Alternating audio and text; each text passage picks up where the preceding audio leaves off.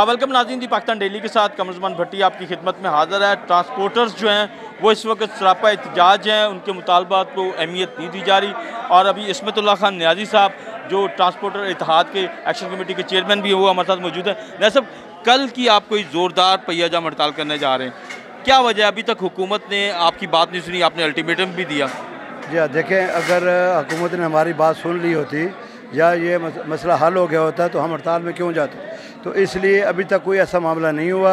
इसकी वजह से पूरा पाकिस्तान कल आज रात 12 बजे के बाद 2 तारीख हो जाएगी। 2 तारीख से गैर मुइना मुद्दत के जब तक हमारे मुतालबात नहीं माने जाएंगे, उसमें जो सबसे अहम मसला हमारा टोकन टैक्स का है, टोकन के साथ इनकम टैक्स का है, जो कि 300 रुपये सीट से बढ़ाकर 8,000 रुपये फ़ी सीट कर दिए गए। जब तक ये मुतालबा पूरा नहीं होता हम पाकिस्तान में कोई गाड़ी नहीं चलाएंगे।